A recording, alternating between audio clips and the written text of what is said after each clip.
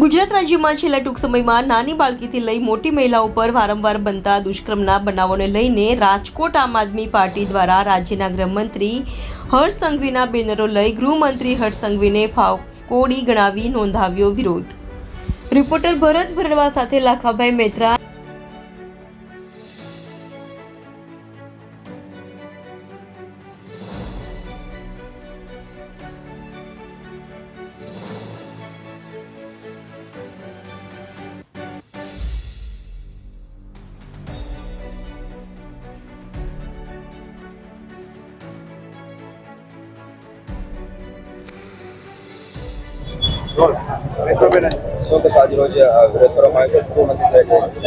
આજે આમ આદમી પાર્ટી પરિવાર ખાસ કરીને રાજકોટમાં દિનેશભાઈની આગેવાનીમાં મહિલા પ્રમુખ રાજલબેન અને સમગ્ર મહિલા મોરચો અને સમગ્ર આમ આદમી પરિવાર રોડ ઉપર અમારી વેદના લઈને અમે ઊભા છીએ।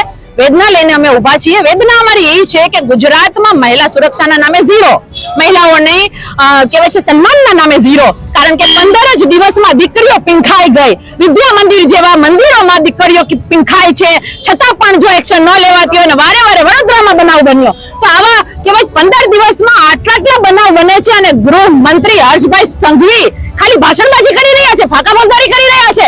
શરમ આવી જોઈએ। તમારો એક ઇન્સિડન્ટ બને છે, તમારી સંવેદનાઓ બહાર આવી રહી છે, તો બીજો ઇન્સિડન્ટ બને કઈ રીતે? તમારી પાસે વ્યવસ્થા કેમ નથી? આ સવાલ મારે એને પૂછવો છે અને અહીંયા અમે રોડ પર અમારી વેદના લઈને ઊભા છીએ અને ખાસ કરીને મારે કહેવાનું છે કે જે મંત્રી સંત્રી બેઠીને ભાજપના ચોલા પહેરીને જે મહિલાઓ બેઠી છે ને, જે મારી બહેનો બેઠી છે ને, દુઃખ થાય છે કે બહેનો આપણી ઘરે પણ મા બેન દીકરીઓ છે।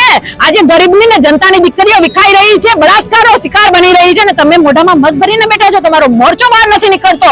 હમણાં કોઈ મંત્રી ઉપર જ્યારે વિરોધ પક્ષે કઈક બોલ્યો છે તો મહિલા મોરચો બહાર નીકળે છે ભાજપનો, અત્યારે ચૂપ બેઠી છે।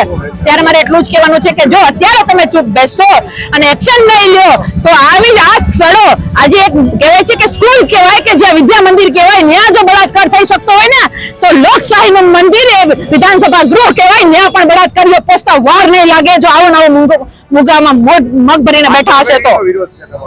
આજે અમારો વિરોધ એટલો જ છે કે અમે રોડ ઉપર અમારી વેદના લઈને આમ આદમી પાર્ટી પરિવાર નીકળ્યો છે। અમારી વેદના છે કે હર્ષભાઈ સંઘવી રાજીનામું આપો, તમે ન સંભાળી શકતા હોય તો।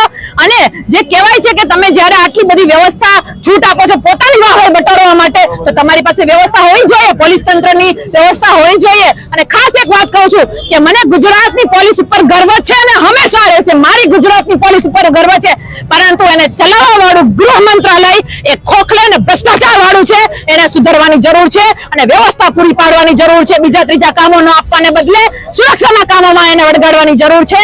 અને વિરોધ પક્ષ જ્યારે વિરોધ કરતો હોય ને ત્યારે પોલીસ તંત્રનો સમય ન બગાડે અને પોતાને એને ક્રિમિનલોને પકડવા માટે મોકલવા જોઈએ। આ ભાવના અને આ લાગણી અમે અહીંયા તમારા સામે વ્યક્ત કરીએ છીએ અને એમના સુધી પહોંચાડીએ છીએ અને આવેદન પત્ર આપી અને અમે આ વાત સરકાર સુધી પહોંચાડીશું।